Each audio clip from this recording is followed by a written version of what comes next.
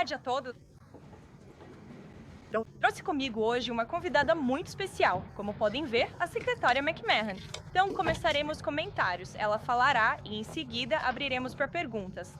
Ela responderá as perguntas e eu também responderei as suas perguntas.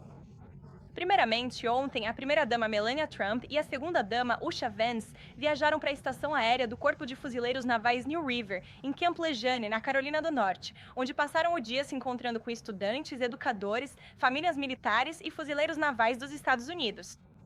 Tanto a primeira-dama quanto a segunda-dama ficaram gratas pela recepção calorosa e continuam profundamente comprometidas em apoiar as famílias militares e as comunidades que servem a nossa grande nação.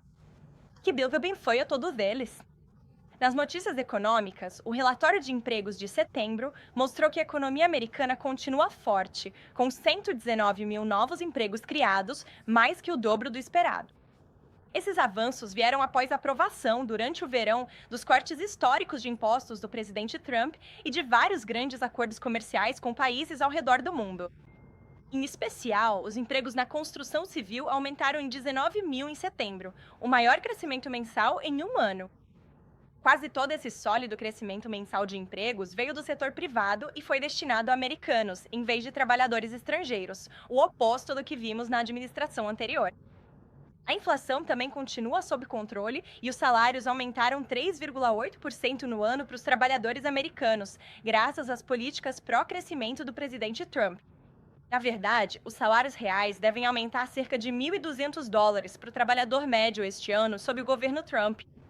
Isso é uma reversão completa do fracassado período Biden, quando vimos a inflação disparar para 9%, fazendo com que os trabalhadores do setor privado tivessem uma queda nos salários, em aproximadamente $3.000.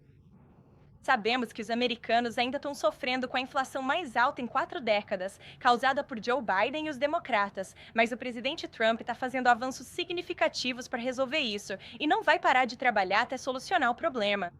Como o presidente afirmou recentemente, ele nunca está satisfeito. Por exemplo, as políticas do presidente Trump estão funcionando para tornar o Dia de Ação de Graças dos americanos mais acessível este ano, desde o trajeto até a mesa do jantar. Quase 100 milhões de americanos devem pegar a estrada na próxima semana para passar um tempo com seus entes queridos durante o feriado. E graças à agenda Perfura, Baby Perfura do presidente Trump, o preço médio nacional do galão de gasolina no Dia de Ação de Graças deve ser o mais barato desde a pandemia de Covid em 2021. O presidente Trump está reduzindo os preços dos combustíveis e proporcionando uma economia significativa para as famílias americanas nos postos de gasolina. E, novamente, esperamos que esses preços continuem caindo. De acordo com a pesquisa anual da Federação Americana do Bureau de Agricultura, cozinhar o jantar de ação de graças também vai custar menos este ano do que no ano passado, com uma redução de cerca de 5% no total. O preço médio de um dos itens principais da refeição, um peru congelado de 16 libras, caiu mais de 16% em relação ao ano passado, o que vai proporcionar uma economia importante para as famílias e seus orçamentos. Toda a agenda econômica do presidente Trump tem como objetivo colocar mais dinheiro de volta no bolso dos americanos trabalhadores. É por isso que ele sancionou os maiores cortes de impostos para a classe média da história, desde isenção de impostos sobre horas extras, gorjetas, até isenção de impostos sobre a previdência social. E de acordo com um novo estudo da Piper Sandler, divulgado esta semana, quem declara imposto pode esperar um aumento extra de $1.000 no reembolso do imposto no ano que vem, o que pode tornar esta temporada de restituição de impostos a maior da história. Então, ainda há mais boas notícias por vir. Sabemos que esses reembolsos vão fazer uma enorme diferença para os americanos, ajudando a pagar suas contas e a cobrir as despesas do dia a dia.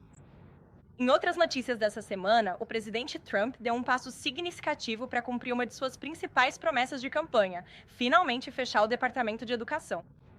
Para enxugar a inchada da burocracia federal, o Departamento de Educação acabou de firmar novos acordos interagências com 4 órgãos: os Departamentos do Trabalho, do Interior, de Saúde e Serviços Humanos e de Estado. Essas agências agora vão garantir a execução dos programas exigidos por lei, ao mesmo tempo em que os reorientam para melhor atender os estudantes. Essa medida de bom senso aproxima muito mais o governo Trump de finalmente devolver a educação para onde ela pertence, ao nível estadual e local, e não em Washington, D.C. A irresponsável paralisação do governo pelos democratas, que durou 43 dias, conseguiu fazer uma coisa valiosa. Ela provou que os Estados Unidos não precisam de um Departamento Federal de Educação. Durante a mais longa paralisação da história, o Departamento de Educação colocou 90% de sua equipe em licença não remunerada. E o sistema educacional americano não foi impactado em absolutamente nada. As escolas permaneceram totalmente abertas em todo o país. Os alunos frequentaram as aulas e receberam ensino presencial normalmente. E nossos maravilhosos professores receberam seus salários sem interrupção. A paralisação do governo pelos democratas deixou dolorosamente claro que as famílias americanas não precisam do Departamento de Educação. Desde sua criação em 1979, durante o governo Carter, o Departamento de Educação já gastou mais de 3 trilhões de dólares dos contribuintes, sem melhorar o desempenho dos namoros. Apesar dos gastos por aluno terem aumentado mais de 245% desde os anos 1970, as notas de matemática e leitura caíram nas escolas públicas. Na verdade, o Boletim Nacional mais recente, de 2024, mostrou que as notas de matemática dos alunos de 13 anos são as mais baixas em décadas, e as de leitura são as piores desde que os testes começaram, há mais de 30 anos. É claro que jogar mais dinheiro em um sistema quebrado não funciona. E é por isso que o presidente Trump nomeou a incrível líder atrás de mim, nossa secretária de Educação, Linda McMahon, que está implementando essas mudanças monumentais sob a direção do presidente. Agradecemos muito por você estar aqui hoje para falar sobre essas mudanças e responder algumas perguntas. Espero que as pessoas nesta sala tenham algumas perguntas sobre o importantíssimo tema da educação. Secretário Pompeo? Obrigado. Obrigado, senhora. Caroline, é um verdadeiro prazer estar aqui com vocês hoje e agradeço a todos por estarem aqui também. Meu objetivo aqui é falar diretamente às famílias americanas, não apenas a você, mas a todas as famílias americanas, sobre o trabalho que este governo está realizando na área da educação para reverter nosso declínio nacional com uma reformulação completa do nosso sistema educacional. Essa reformulação foi uma das principais promessas de campanha do presidente Trump, devolver a educação aos estados e acabar de uma vez por todas com a microgestão de Washington sobre a educação. Nesta semana, demos os passos mais decisivos até agora, para cumprir essa promessa feita a vocês. Firmamos 6 parcerias inovadoras com outros órgãos federais para delegar programas do Departamento de Educação que são redundantes com programas já existentes nos Departamentos do Trabalho, Estado, Interior e HHS. Esses acordos interagências para cortar nosso próprio inchaço burocrático são um passo fundamental nos nossos esforços para transferir a autoridade educacional de Washington, D.C., para a agência de educação do seu estado, para o seu superintendente local, para o seu conselho escolar local, entidades que prestam contas a vocês, e incentivamos os pais a estarem sempre envolvidos. Cortar a burocracia federal nunca é uma medida popular entre os insiders de DC. Bastidores.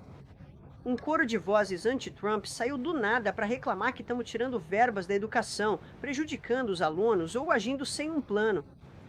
Isso não poderia estar mais longe da verdade. A maioria dos americanos em todo o país deu a Trump o voto popular justamente porque viram o fracasso de um sistema educacional de cima para baixo comandado pelo governo federal.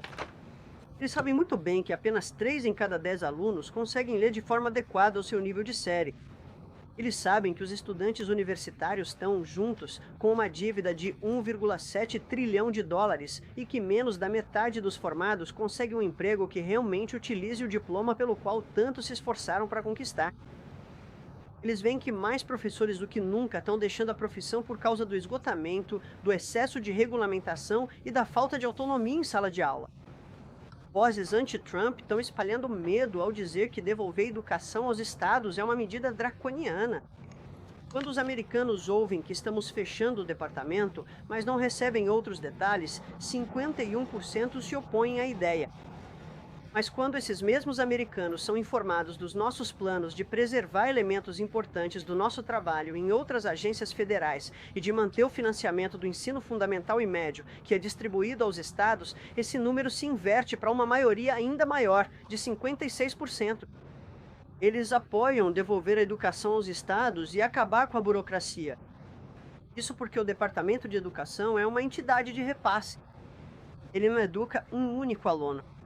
O dinheiro que ele envia aos estados para a educação pode ser enviado diretamente, sem desperdício. A paralisação do governo pelos democratas provou, sem sombra de dúvida, e agora vou reiterar o que você disse, que o Departamento de Educação não foi necessário durante a paralisação.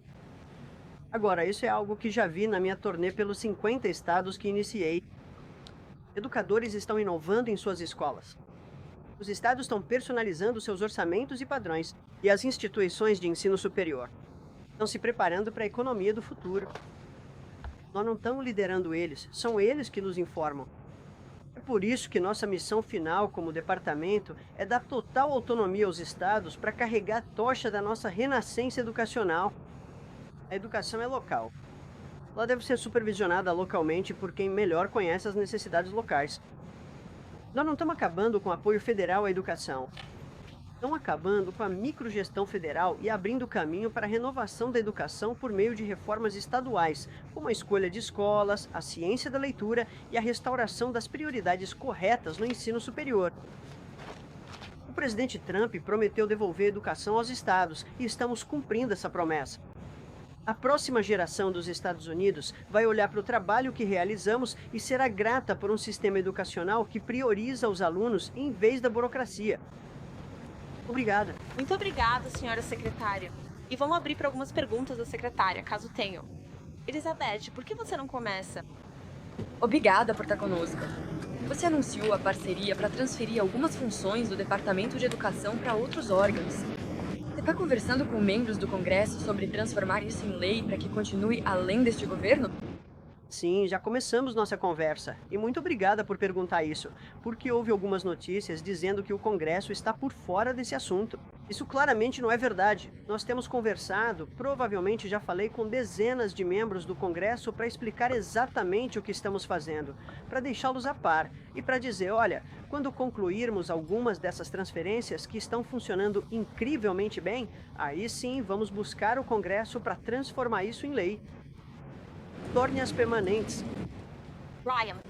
Obrigado. Secretário McMahon, qual é a atualização sobre as negociações com Harvard? Sei que o presidente já o mencionou publicamente como alguém que trabalhou nisso. Acho que você já falou bastante sobre isso, mas gostaria de entender como estão as negociações com Harvard desta vez. São negociações em andamento e estou muito confiante de que estamos perto de finalizá-las. Tem sido uma conversa de portas abertas desde o início. Tiema? Olá, senhora. Secretário, o presidente publicou recentemente uma mensagem sobre o estabelecimento de um padrão federal para IA. Você sabe se a administração tem alguma opinião sobre o uso de IA para estudantes nas escolas? E Caroline, você sabe se o presidente usa inteligência artificial pessoalmente? Não acho que seja assim, eu nunca. É isso. Bem, eu acho que a IA vai precisar de mecanismos de controle, mas eu já presenciei a IA em primeira mão. Eu estive na Alpha School em Austin, Texas, e nas 2 primeiras horas de cada dia nessa escola, os alunos aprendem por meio da IA. Eles colocam seus fones de ouvido, ficam em frente às telas e a IA realmente atua como um tutor individual para esses alunos, permitindo que aqueles que conseguem avançar mais rápido façam isso. Para aqueles que precisam de um reforço, ela reapresenta as informações para eles. Então, depois dessas 2 horas de aprendizado, você sabe o básico do que eles estão fazendo no currículo daquele dia. Eles passam o resto do dia, quero dizer, eles têm um bom recreio e todo esse tempo, mas depois passam o resto do dia no que chamamos de habilidades para a vida. E eles estão realmente usando as informações que aprenderam esta manhã. Tenho visto algumas aplicações de IA que estão se mostrando bastante benéficas. Obrigada, Caroline. Secretária McMahon, enquanto o Departamento de Educação continua a reduzir seu tamanho, a senhora poderia falar sobre serviços financiados pelos contribuintes, como subsídios para escolas charter, e como o departamento continuará a auxiliar crianças com necessidades especiais? Bem, vamos garantir que não haja interrupções na liberação dessa verba. Quer dizer, esse dinheiro vem do Congresso. A verba foi aprovada pelo Congresso e somos legalmente obrigados a cumpri-la. E as transições que estamos começando a fazer, nossos primeiros programas que foram transferidos para o Departamento do Trabalho, isso aconteceu há algumas semanas. Na verdade, assinamos o primeiro acordo interagências que realizamos sob a autoridade do Economy Act. Transferimos subsídios para o IWA e para a Lei Perkins. E a boa notícia é que o Departamento do Trabalho tem um sistema muito mais sofisticado, tanto de tecnologia quanto de execução de subsídios, do que o Departamento de Educação. Na verdade, o nosso gerente executivo, que acompanhou esse grupo até a reunião do Departamento do Trabalho, disse que compararia o sistema trabalhista à educação, como se estivesse colada com chiclete, sem nenhuma outra conexão entre si. Assim, conseguimos liberar essas verbas com mais facilidade e os estados têm, na verdade, um acesso melhor a esses sistemas do que no Departamento de Educação. Isso é uma verdadeira vantagem. Ótimo. Tome mais algumas. Carrie. Vá em frente. No que diz respeito às novas regulamentações sobre diversidade, equidade e inclusão que foram divulgadas pela administração, muitas escolas, sejam em questão o ensino médio ou mesmo o ensino superior, alguns deles estão desafiando essas novas políticas da administração, aparentemente até mesmo de acordo com um novo relatório. Desculpe, não consigo te ouvir. O novo relatório da administração afirma que metade das faculdades de medicina estão descumprindo as políticas de diversidade, equidade e inclusão da administração. Que tipo de ação a administração vai tomar em relação a essas escolas que estão desafiando as novas políticas de DEI? Bem, certamente o presidente foi muito claro e o Departamento de Educação já tomou medidas para garantir que, à medida que as escolas desenvolvem suas políticas, ou se elas têm escritórios de DEI abertos, eles sejam fechados, ou que o DEI, regulamentos e regras sejam retirados de seus programas, e isso vai continuar. Ótimo. Vamos para mais uma. Pode ir. Obrigada, Caroline. Secretária McMahon, minha pergunta é: já que você disse que 3 em cada 10 alunos são alfabetizados em relação à capacidade de leitura, agora os estados vão ajudar a melhorar esses números, já que vocês devolveram a responsabilidade para os estados? Bem, o que estamos percebendo é que os estados que estão fazendo grandes avanços, isso acontece por conta da própria inovação deles. Não está vindo do Departamento de Educação. Acho que o Departamento de Educação é realmente mal compreendido quanto à nossa função. Nós não ensinamos nenhum aluno. Não temos nada a ver com o currículo de nenhum estado. Somos apenas um canal de repasse do dinheiro que é destinado pelo Congresso para chegar aos estados. Mas o que temos visto nesses estados que tomaram essa iniciativa e estão adotando a ciência da leitura e trazendo isso de volta para os programas escolares. A Louisiana fez isso, Mississippi também. Eles chamam de Milagre do Mississippi, porque eles estavam, acho que, em último ou penúltimo lugar em proficiência em leitura no Mississippi. Agora, eles estão mais ou menos no meio do ranking, o que foi um salto enorme. A Flórida fez, a Iowa fez, Tennessee também. Então, mas essas são inovações feitas no nível estadual. Isso não é nada que estamos impondo. E é por isso que digo que é preciso devolver a educação para os estados, onde eles já estão liderando, em seus esforços educacionais. E eles fornecem 90% do orçamento. O governo federal só fornece de 8 a 10% do orçamento para a educação. Então vamos garantir que esse dinheiro de subsídio que vem do governo federal chegue às mãos deles da forma mais eficiente possível e chegue aos alunos. Não queremos que os professores tenham que gastar seu tempo e dinheiro com o cumprimento de regulamentações. Teve um superintendente que me disse que eles fizeram um cálculo no estado dele e para cada dólar que ia para a sala de aula em forma de subsídio, 47 centavos eram gastos em cumprimento de regulamentações. Então vamos colocar o dinheiro nas mãos dos nossos alunos e professores. Vamos elevar o nível da educação. Outra coisa que vou fazer, e já vou encerrar para vocês, é essa viagem pelos 50 estados que comecei. Já visitamos cerca de 14 estados. Durante o período de confinamento, tivemos que reduzir um pouco as nossas atividades, mas o que estou fazendo é visitar. Existem diversos tipos de escolas. Escolas de ensino fundamental, escolas de ensino médio, escolas secundárias, microescolas, escolas particulares, escolas charter, enfim, todo o leque de opções.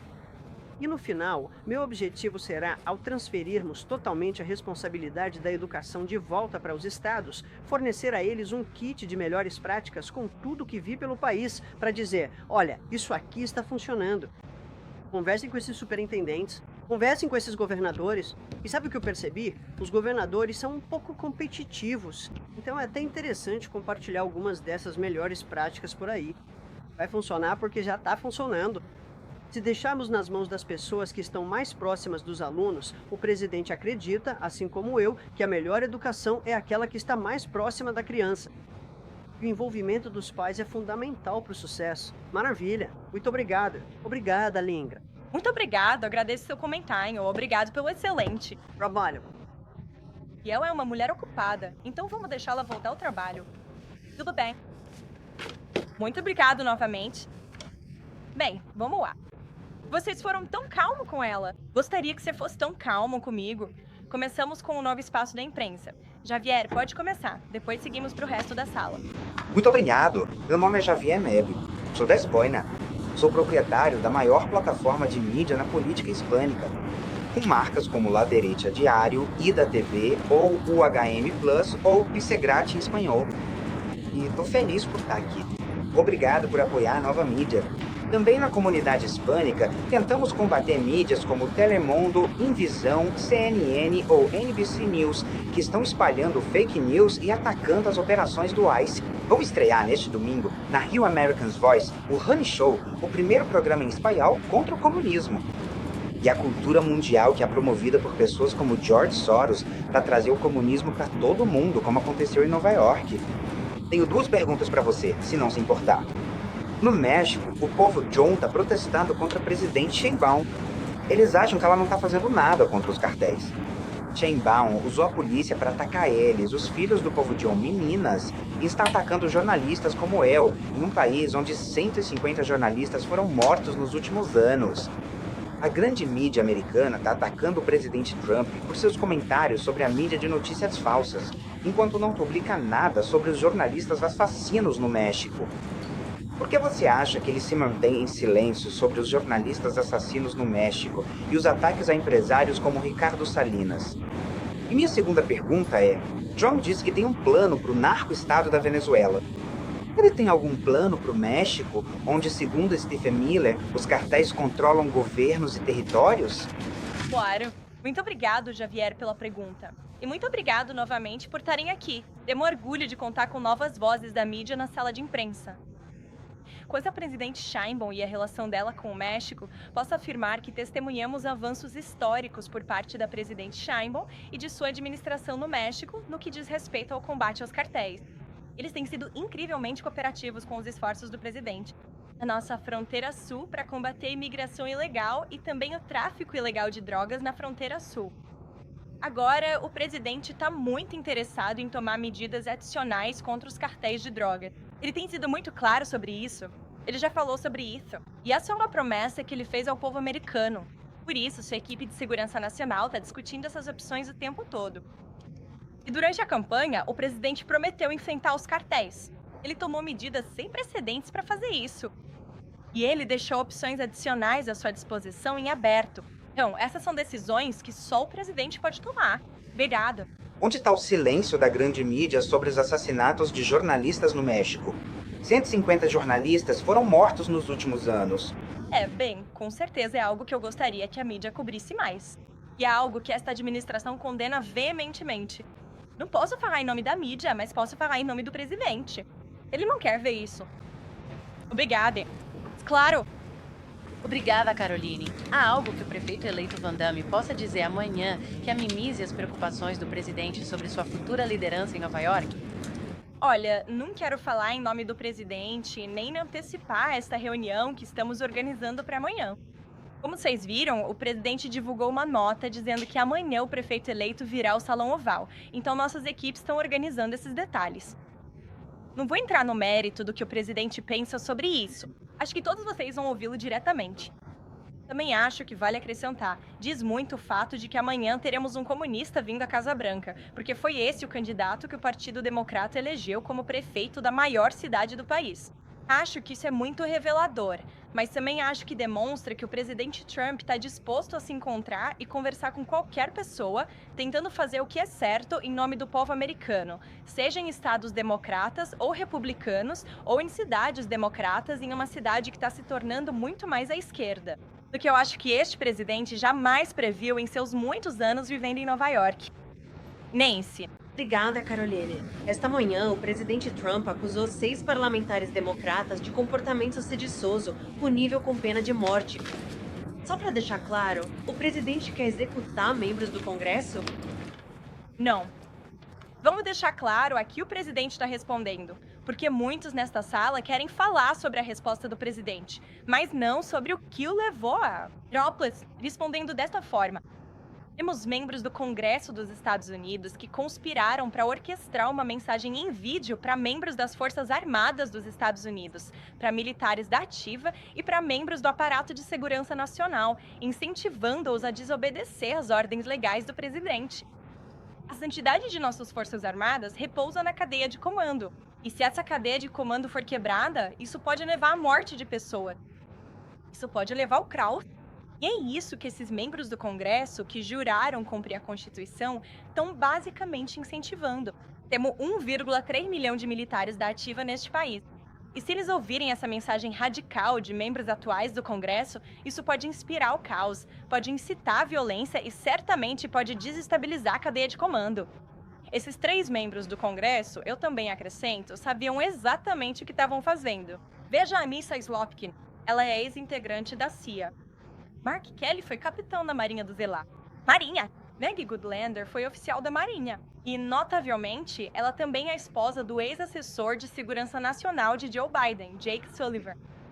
Então, esses membros sabiam o que estavam fazendo. Eles estavam se apoiando em suas credenciais como ex-militares, como veteranos, como ex-integrantes do aparato de segurança nacional para sinalizar às pessoas que servem sob o comando deste comandante em chefe, Donald Trump, que podem desafiá-lo. E você pode trair seu juramento de posse. Essa é uma mensagem muito, muito perigosa e talvez seja passível de punição por lei. Eu não sou advogado. Deixarei essa decisão pelo Departamento de Justiça e o Departamento de Guerra. Mas o presidente sempre quis continue. Você só dá uma continuidade? O presidente e o vice-presidente também acusaram o outro lado de incentivar a violência política. Não é exatamente isso que o presidente está fazendo quando diz que membros do Congresso deveriam ser mortos? Por que vocês não estão falando sobre o que esses membros do Congresso estão fazendo? Para incentivar e incitar a violência. Eles estão literalmente dizendo para 1,3 milhão de militares da ativa não desafiarem a cadeia de comando, não seguirem ordens legais. Cabe a um deles. Eles disseram que você pode recusar. Uma ordem ilegal, o que é?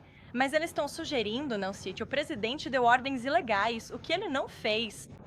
Cada ordem dada a este exército dos Estados Unidos por este comandante em chefe e através desta cadeia de comando pelo secretário de guerra é legal. E os tribunais já comprovaram isso.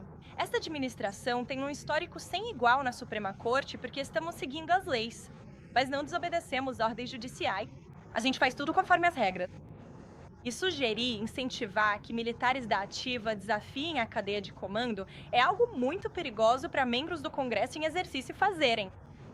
E eles devem ser responsabilizados. É isso que o presidente quer ver. Hill. Obrigado, embaixador Mike Hutby.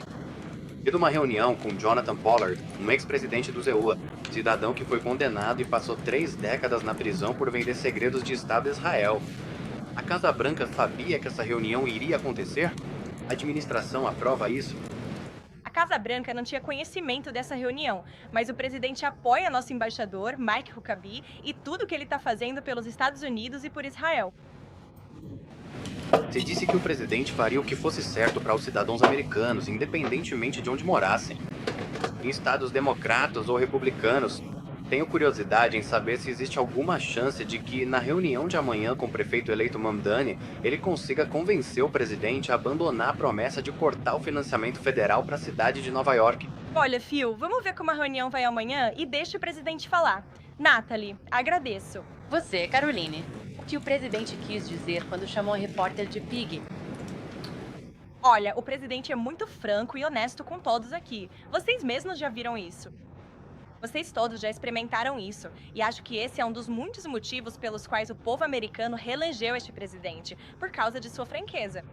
E ele denuncia notícias falsas quando a lê. Ele fica frustrado com os repórteres quando vocês mentem sobre ele, quando espalham notícias falsas sobre ele e sua administração. Mas ele também é o presidente mais transparente da história e dá a todos vocês nesta sala, como todos sabem, um acesso sem precedentes. Vocês estão no Salão Oval quase todos os dias fazendo perguntas ao presidente.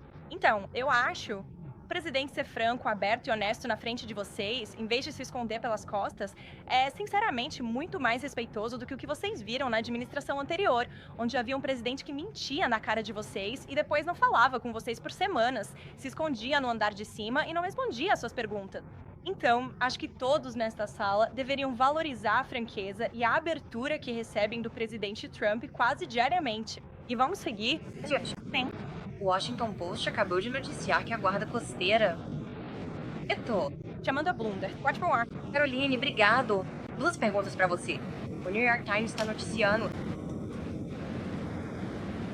que o governo agora está enviando um representante do ZEUA pro G20. Eles estão enviando Mark Dillard. Você pode confirmar se isso é verdade e também explicar essa mudança? Ficarei feliz em explicar porque não há nenhuma mudança. Os Estados Unidos não estão participando das conversas oficiais no G20 na África do Sul. Eu vi o Soavekama. O presidente falando um pouco demais contra os Estados Unidos e o presidente dos Estados Unidos mais cedo hoje, e essa linguagem não é bem vista pelo presidente nem por sua equipe. O embaixador ou o representante da embaixada na África do Sul está lá apenas para reconhecer que os Estados Unidos serão o país anfitrião do G20. Eles estão recebendo essa despedida no final do evento. Eles não estão lá para participar das conversas oficiais, apesar do que o presidente sul-africano está alegando falsamente. Sobre a Ucrânia, houve relatos de que o presidente Zelensky disse, sabe, que ele está querendo analisar o plano. Houve relatos sobre o governo Trump propor um plano. Você pode nos atualizar sobre como está a situação entre Rússia e Ucrânia? E se o presidente planeja falar com Zelensky em breve? Ou quando podemos esperar isso? Então, fico feliz em fornecer uma atualização. Tenho visto bastante cobertura sobre as últimas novidades entre Rússia e Ucrânia. Então, deixa eu esclarecer e contar para vocês a verdade sobre como as coisas estão no momento. O presidente Trump deixou muito claro desde o primeiro dia e até mesmo durante a campanha que ele quer ver essa guerra chegar ao fim. Ele tem ficado cada vez mais frustrado com ambos os lados dessa guerra, tanto a Rússia quanto a Ucrânia, por se recusarem a se comprometer com um acordo de paz. Mas, apesar disso, o presidente e sua equipe de segurança nacional continuam firmes em buscar o fim dessa guerra, para acabar com as mortes.